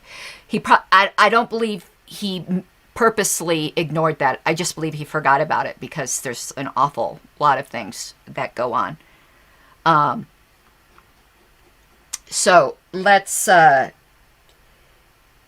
one thing I didn't get to say, we don't get candidates if the candidates don't think we are a party that holds to their principles. These things are not mutually exclusive. if we want quality, yeah, Jared, I'll send it to you. Pickerel is freaking awesome on this issue. That's the other person I wanted on the committee, Aaron. John Pickerel. Let me continue though. We can't just, we're not just about electing candidates, because there are other ways to win on things, and issues is one of them. In Colorado, the LPCO did an awful lot to get marijuana legalized. Not one candidate was elected, but we changed the lives. We helped change the lives of all of Colorado. I fundamentally disagree with the chair there. And more importantly, the bylaws fundamentally disagree with the chair there. That's all I can say about that. This has been an ongoing debate in the party. But it shouldn't be. And I would encourage everyone to read David Nolan's article, The Case for a Libertarian Political Party. I know people go, we're not tied by the dead hands of the founder, blurber. Don't say that. Argue with his points. His argument is solid. And everyone keeps bringing up resolutions that this wasn't about. No, I'm not talking about you guys bringing up a resolution. On the LNC, this isn't about a resolution. This is about a comprehensive messaging plan, which will be the last thing I'm going to talk about in this stream. So, I had some private discussions, and I'm not going to say who they were with, because again, it already pained me to have specific people in this, because I don't want to make this about any person. And let me pull up the notes where basically it was said didn't call me a liar, but somebody who goes around saying false information is a liar. And was said that my assertion that the LNC or the National Party has been largely silent is an absolute falsehood. Really? That's why I said I've been gaslighted, because it's not a falsehood. And I was referred to certain things to look at. Jared, I can get you the article too. But if you search for Pickerel, probably you can find it. I just lost my train of thought. Oh, so I was directed to some areas, and I went back to the website, and there were a few things that I missed the first time. It doesn't change my opinion, but I was mistaken that there was just one thing. So let me go here and show you things that I found. Okay, I want to cover that. I want to do this systematically. One second here. Okay. I was told to go look at LPTV, and specifically the Libertarians at large. But before that, I found these shows that had to do with COVID. This is all last term. My complaint is about this term. With this issue and in politics, March might as well be a decade ago. And it's funny because I had so many disagreements with Chair Sarwark, but under his time, we responded much better. He was wrong about the convention, in my opinion, but we responded much better. These here, libertarian healthcare and policies in the corona age, libertarian humanitarians of COVID-19, restaurant, bars, and the hospitality, these are all from March. None of them really dealt with mandates as a whole. So let me show you some other things. A libertarian staffer takes a COVID test. Okay, and here are some things I found on the website. Most of them have to do with ballot access, and then there's that press release.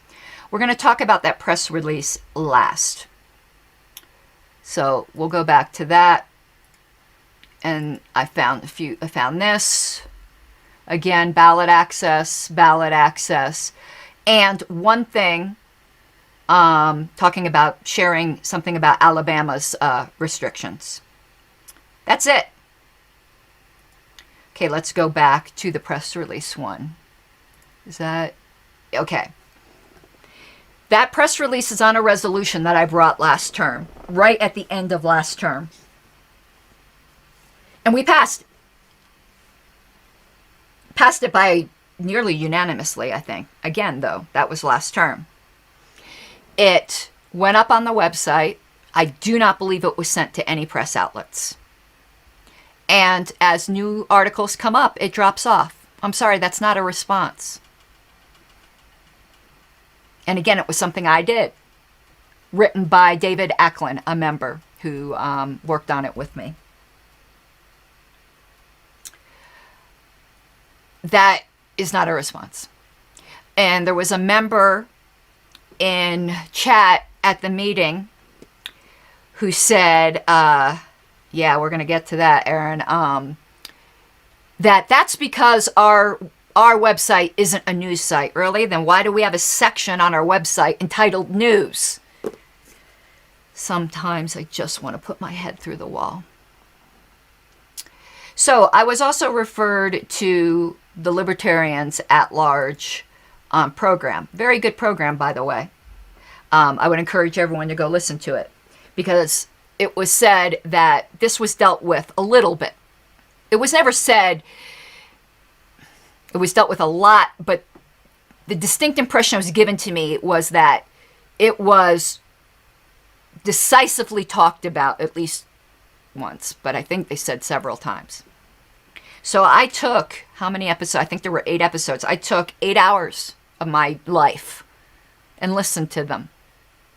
I should, okay? No, it wasn't mentioned. There were 3 circumstances where you could arguably say it was. 2 of them had to do with price gouging. That isn't my issue. But they did excellent on price gouging, by the way. The last one of the people talking, I don't like naming names, so I'm not going to, had actually invoked the NAP and basically said if our bodies are biological weapons. Didn't use those words, but it was basically you should treat your body as you would a loaded gun. If that is true, and you're like, you won't point a loaded gun anywhere because a bullet can come flying out. Well, if you're a biological weapon, some snot can come flying out, and you're the same as a loaded gun. And we're talking about people not infected, everybody. And said, the non-aggression principle then says you should wear a mask. If that is true, then we should be all for the mandates. That horrified me. That is just absolutely ridiculous. Simply living in a biological body does not make you a biological weapon. If that is true, nobody should ever leave their house. Because the fact is, your body can malfunction at any minute. And you are often in a situation where if you collapse or you die or any number of things that can go wrong with your biological body, you could hurt somebody, you could kill somebody. The founder of our party was driving along merrily, had a heart attack, lost control of his car. He died from the heart attack. Thankfully, he didn't hurt anyone else, but he could have killed somebody. Same thing for the former chair of Montana.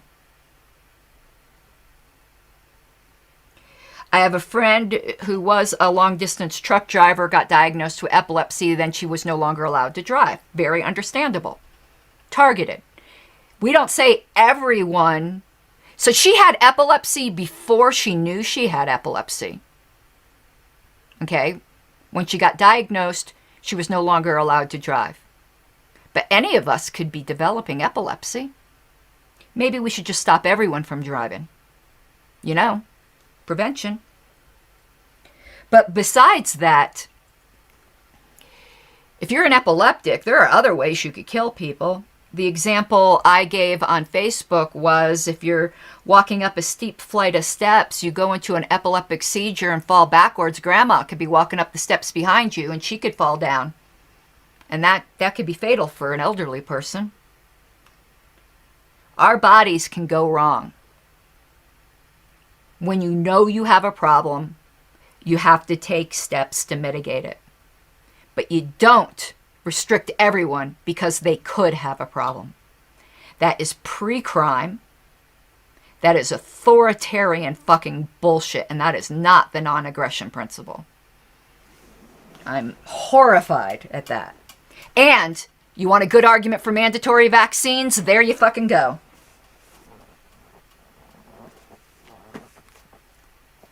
So, the only place I didn't get to check a lot of where I was told there were some responses is Twitter. I think that's a joke, to be honest with you. But leading up to the show, while the introduction music was going on, I was able to go back to the beginning of September, and I found 2 tweets. Actually, 1 tweet and 1 retweet. Is that sufficient for September forward? No. Facebook has had some responses. There was one today. Let me tell you a dirty secret of the party. Our social media has very little to do with the national leadership. It's mostly volunteers who are largely unsupervised. So when I say the National Party hasn't responded, our national volunteers might have. One of our best volunteers did the one today. It wasn't asked for by the National Party. It did get approved. I would hope it would after all my kicking and screaming.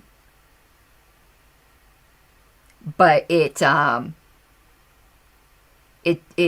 wasn't asked for by the National Party. And in the past, we've had to fight like hell to put things up against mandatory vaccines. You'd think that'd be a given. So, no, Facebook, we just have some volunteers who know how to push the line. And then I've also been told, well, libertarians have different opinions on this. True. We've put out messaging on abortion. Libertarians have differing opinions on that, but our platform says something. And our principles say something. So let me see questions I missed, and then I'll conclude on what some of my ideas are. Okay, I'm going right up to the beginning because I addressed some along the way. Let's see here.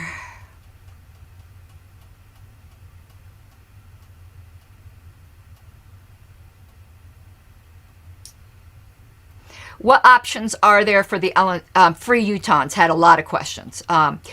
What options are there for the LNC to message on this issue rather than establish a committee? I'm sure there are a ton. I just tried to come up with a solution. We need a strategy. This isn't about a single press release. It's not about a tweet. It's not about sharing an article, which everyone kept diverting to. It's not about writing the chair and saying, here's a great article. That's not a strategy. Let's see here.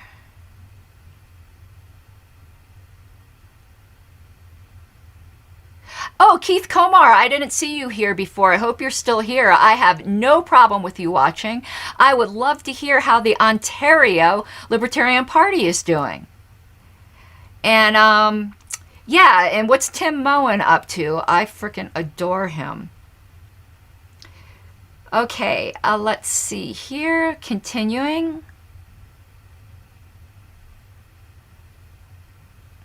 Yeah, Emily noted that the mass discussion has to have a context because obviously she said it's a different context if you're on the subway in New York City and on a beach in California or all by yourself in Yellowstone Park. Let's see here.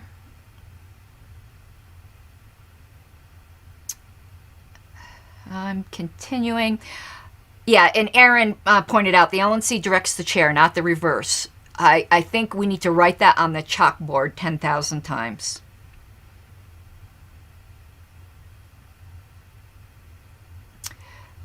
Let's see here. Ruben asked, do the bylaws say it's not allowed? I don't remember the context of that question. I'm so sorry. But I remember seeing that question and my answer was no. The bylaws do not say that. Okay, let's see here. Yes, for Yotons, this is a bit of a capacity issue. We do not have enough staff.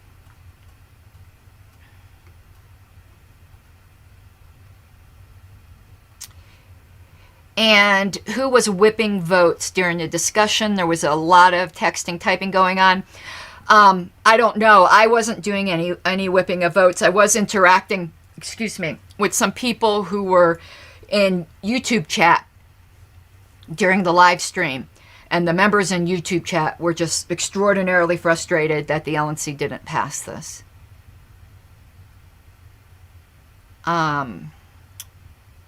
Continuing. Yeah, Lindsay, I do not understand the apathy as well.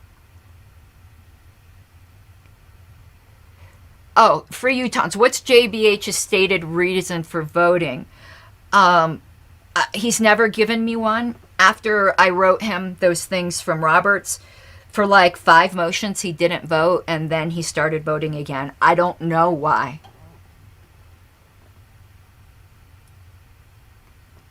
Okay, let's see here. I think that was it for the questions. But I'm making sure. Oh, Jared, I've been very happy with the response from some state affiliates in this year's candidates. Absolutely. But we could amplify. Well, that's going to get into my, what is my ideas. I didn't write them down, so I'm going to go stream of consciousness here. I'll lead off of what Jared had said, that some state affiliates have kicked ass. Sure have. Wouldn't it be great to have a dedicated spot where everyone could see those, and where another state, if they needed to write a response, didn't have to reinvent the wheel? Wouldn't that be great? That's something that's certainly in the National Party's wheelhouse. I thought I said this in debate, but I don't remember hearing it in the playback. But when vaping was on the chopping block, we responded fantastically. A ton of responses.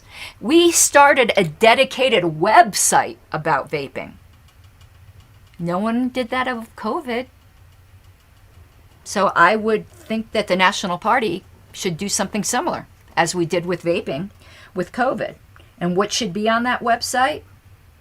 Well, the state affiliates' responses, perhaps a database of what elected officials have been the worst offenders, so that people would have resources to know who to write and who not to vote for in the future. Yeah, Jared, I thought we did too, but I didn't hear it in the playback. Mandela effect for sure. In addition to perhaps a dedicated website, there should be a banner, at least, on our website. I actually think there should be a splash page that talks about it and directs people to resources when they visit the site. The way there was for during the election, we had a splash page come up for Joe Jorgensen. We should be distributing graphics that people can use with well-crafted talking points. We should have position papers that would be easy to download that our candidates could use. We should have a page that, like we did for Let Her Speak, that said all the locations and dates where things were going on, where people knew where to join the car procession. There are all kinds of protests going around all over the country. National Party is a perfect point person to list those so that people can go to them if they wish to. There are other groups, affinity groups, working on this that we might want to get involved with. We could amplify their voice. I mean, this is me, not written down anything, stream of consciousness. If you sit with me for an hour, I'd have 500 good ideas, because that's just what I do. I'm good at that, which is why I wanted to be on the committee. But you get me with another person I can vibe off of, I'll come up with a million different things.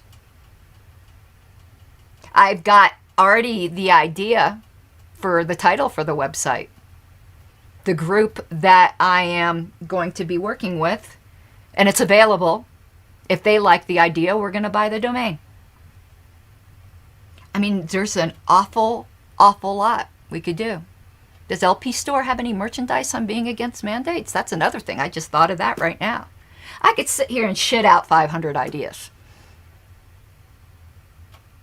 So, yeah, those are some of my ideas. If I kept going another 10 minutes, I'd have 20 more.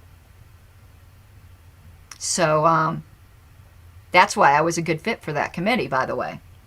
Because coming up with strategic things, and then even more on strategy rather than just ideas. The strategy of we do X, Y, and Z when there is more, like another mandate comes out. This is what we do. We do this, this, this. We have this call of action. We do this, we do that. We don't have a strategy. Writing the chair saying this is a great article, why don't you tweet it, is not a strategy for the biggest civil rights violations in the history of this country. It's just not.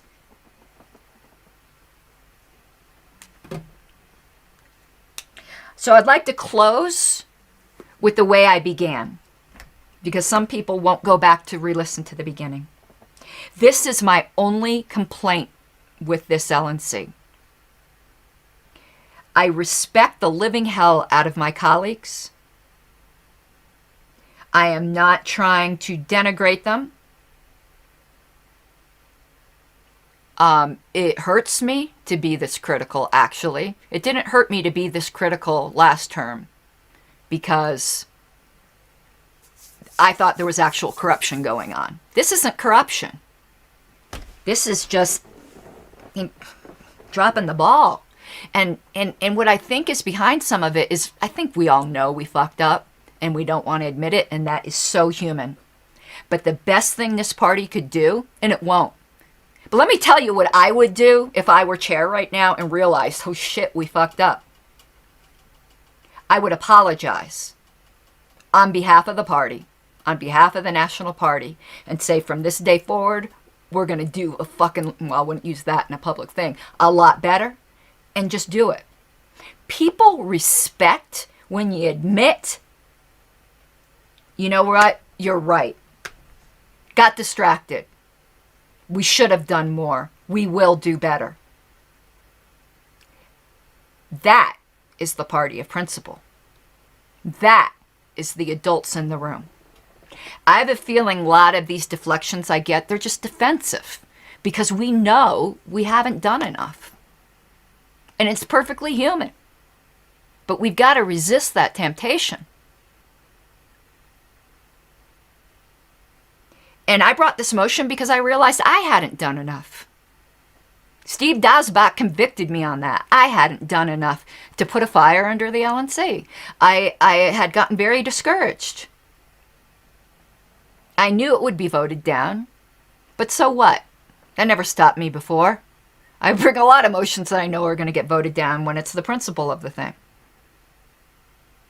So I'm, for Utahns, I'm not insisting upon a mea culpa. I'm just saying, I think if we did that, people would go, holy shit, mad respect, mad respect. I'm not insisting upon that at all for Utahns. I'd be happy with the desired messaging, but I'm saying what I would do if I were chair. That's what I would do. And thank you, Jared. I love you. And all the other LNC members listening, please, please don't, I sincerely love you and respect you. I want us to do better on this. I'm not requiring anything for you, Ton. I'm saying what I would do.